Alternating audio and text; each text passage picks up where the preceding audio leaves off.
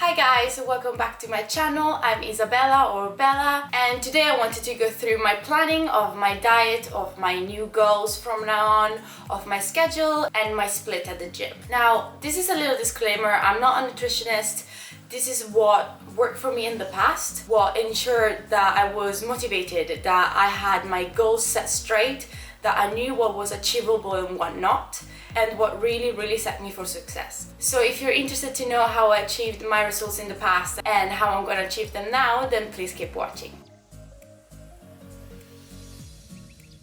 So right now I could say that I came from a bulk, which is not really true. It's just Christmas and New Year's Eve and Valentine's Day and my birthday and lots of things, but it is true that I did pretty well at the gym lately. I've been hitting PRs and I'm being really focusing on my strength, on progressive overload and overall by being stronger and better.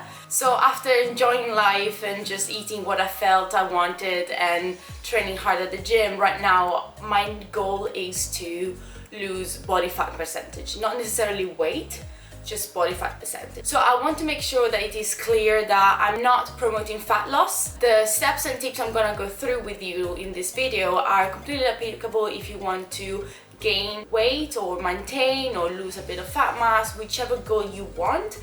These are sort of the staples that will set you for success. So please don't take this as I think everyone should lose weight, because I totally think I shouldn't. You do you, whatever makes you happy, you do it. This is just my journey from now on and what really kept me motivated and what really made me happy. But by any means, do your own research, come to your own conclusion and make sure that you do what makes you happy. So the first step I do every time I want to set a new goal is to start from the basics, which is, for example, weigh myself. Now, I don't weigh myself just to know what number I am, because honestly it doesn't say anything about me.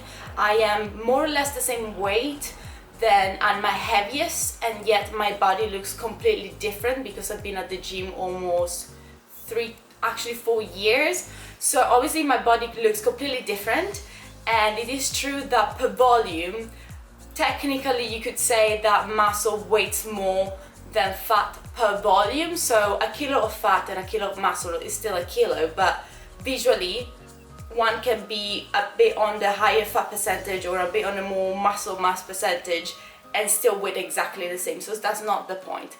Why I want to weigh myself is to know, first of all, what I'm starting with, what I'm working with, what I can objectively compare myself once I reach my goal to see if I'm in the right path, for example. And second of all, if you're not into macros, then that might not be relevant to you. But for example, I have a body scale which I bought a few years ago, which I love, and it tells me my body fat percentage and my muscle mass. So I will then use this data to then calculate my macros in following two methods that we'll explain later on in the video. But I don't want you to think of the scale as something scary. It's not a judgment tool, it's an information tool. It's just for you to know what's your starting point, what you can do about it, and just get information, get data from it. Do not think about it as something that is personal, that is sort of criticized or attacking your persona, because it's just a number, it doesn't say anything about you, and yet it can be used to achieve your goals more efficiently, more effectively. So I will link my scale down below if you're interested, but otherwise you can totally go to the pharmacy, and I think it costs £1 here in the UK, and you get all your data, you weigh yourself, and it tells you your body fat percentage depending on your height and age and so on and so forth. Or otherwise, I'm pretty sure, like my gym, if you book an appointment and you go in for free and they just scan you and they explain you a little bit more about how your body fat is distributed to your body and other information like that. My second step then is to establish my goal. Do I want to be stronger? Do I want to put on more weight? Do I want to just maintain my weight and be more active? Do I want to lose weight? It's all a matter of what you want. So in my case, I think my main goal is to keep my calories more or less as they are right now, which I already sort of started to moderately decrease my calories in January, I think.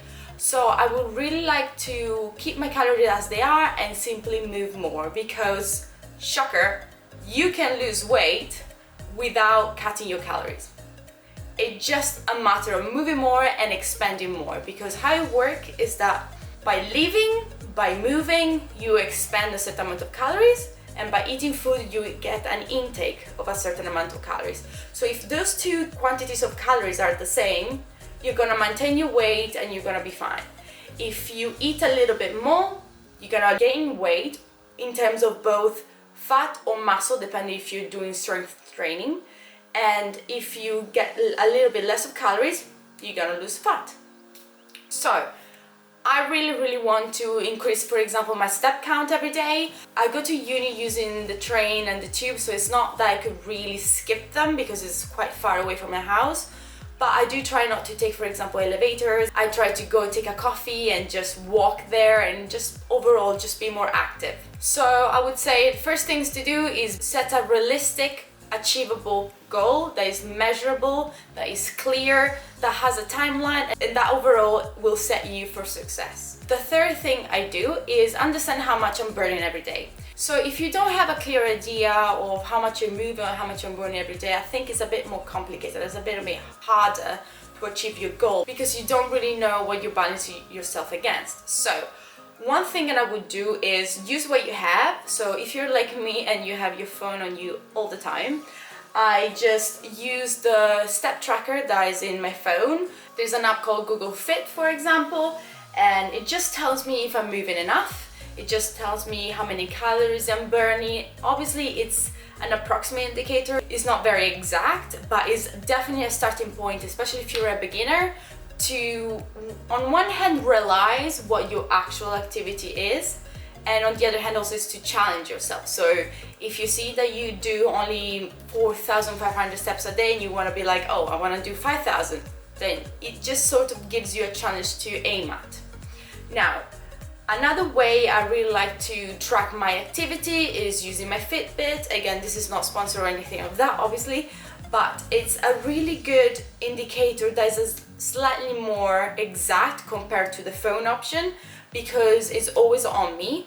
It tracks my sleep, which is very important. I can also log if I'm doing any activity, for example, going to the gym or swimming, playing basketball, running on a treadmill. So it sort of has more twigs, more details that can be added that more accurately will go closer to your actual calorie expenditure. So I would really recommend to get a Fitbit. It starts with this app where it tells you how many steps you do a day, how many calories you're burning, and other things, like I said, your sleep.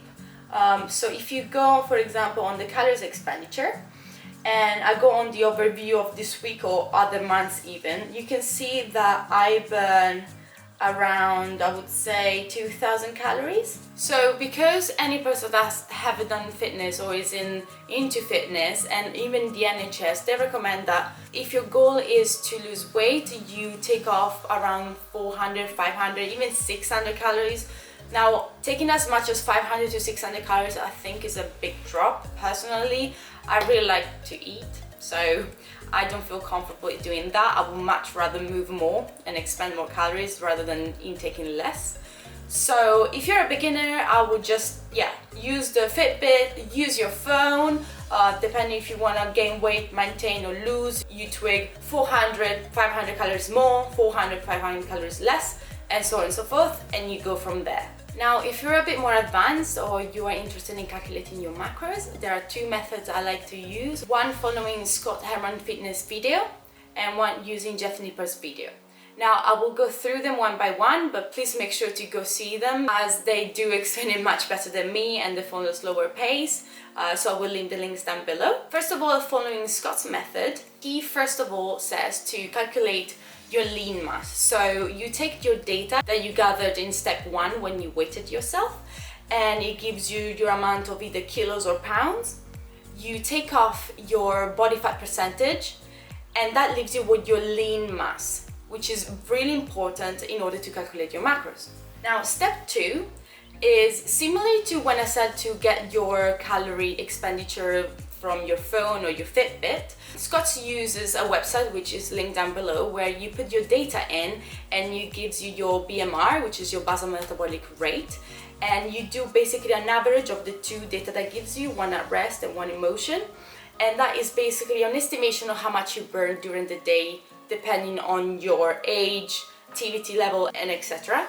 And basically you take that number, you take that calorie, and you either add 400 calories, 500 calories, depending on your goal, or you take them off, and that gives you your goal calorie intake for the day. Now this is really important because it will allow us to calculate your macro. So first of all, if you want to calculate your protein, you multiply your lean mass in pounds times, and then I took 1.25 grams, which because he gives a spectrum of how much protein per lean mass to take, and that leaves you with 143 grams. Now because 1 gram of protein is worth 4 calories, that leaves me with 572 calories. In terms of fat, again, you take your lean mass in pounds, you multiply by, in my case, I took 0.4, and that gives me 46 grams of fat. And now because 1 gram of fat is worth 9 calories, you multiply that by 9, and that gives me 414 calories. Now, you take, again, the goal intake of calories that you calculated at the beginning, and you subtract the amount of calories we calculated for protein, the amount of calories you calculated from fat, and that leaves me, for example, with 444 calories, 4 carbs. Now, because 1 gram of carbs is worth 4 calories, if you divided that number that you get by 4, you get 111 grams of carbs, in my case. So in conclusion, with Scott method, I got a daily goal of 1,430 calories. Then I got 143 grams of protein, 46 grams of fat, and 111 grams of carbs. Now the second method I like to use is following Jeff Nippar's video, which again is linked down below. And he says that whichever your BMR average is, instead of taking off or putting on 400 calories, more or less, he says to take off or put on between 10 to 20%. So in my case, I took 20%. So if I get my BMR average and I take off 20%, that leaves me with 1,460 calories, which again is quite similar to Scott's method. So we know that more or less we're on track. Now, Jeff says that to calculate protein, you multiply your lean mass by, in this case, I took 1.4. Now, it's a bit of a higher scale of protein intake, but to be honest, he did do a video questioning whether or not the body is able to absorb a higher amount of protein, and the conclusion was that yes, it can. So please go check that video out. I will leave it linked down below. But in this case, having 160 grams of protein, it seems okay, which again, they're translating to 640 calories. Now for fat, Jeff says that fat should be 20% of your goal calorie intake. So in my case, 20% of 1,460 calories leaves me with 292 calories, which divided by 9 is 33 grams of fat. And finally, again for carbs, you take your goal calorie intake, you subtract the protein calories, you subtract the fat calories, and that leaves me, for example, with 528 calories, which divided by 4 is 132 grams of carbs. So in conclusion, again, we can see that the results of overall calories between the two methods is pretty similar, only 30 grams of difference.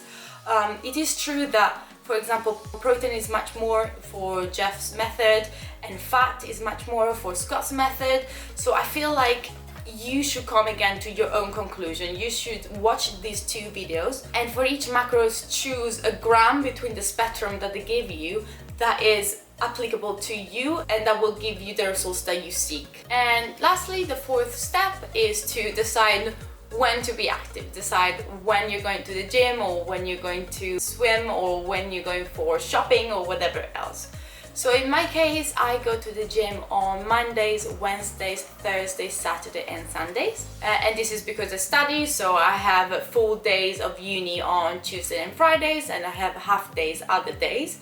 So I'm allowed to go to the gym 5 days. But on the other hand, as I said, if you are more active, if you walk more, for example, I have a daily step goal of around 7,000 to 10,000 steps a day. So you can totally achieve your goals regardless of whether or not you can go to the gym or how often you can go to the gym. So to wrap up, I would say first step would be to weight yourself just to get the data, just to get the information. Don't get caught up into the negativity that a number can give you, because again, it doesn't say anything about you. Then the second step in my case was to calculate my calorie expenditure, which can be an approximate estimation using your phone or your Fitbit, or it could be a more exact estimation using, for example, the BMR website that again is linked down below. Then using the data that you gather, so using your lean mass and your BMR or calorie expenditure, you calculate your macros if you want to.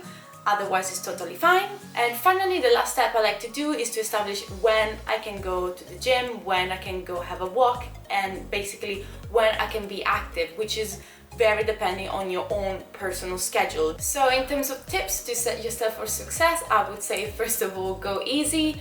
Don't go really hard on your first session for like 2 hours and then you need a week off just to recover because you can't move or you even injured yourself. So I would say be consistent, but be slow. Gradually increase your weight, gradually increase the intensity so that you will safely reach your goals without having to take 1 step forward and then 2 steps backwards. Second of all, I would say be consistent.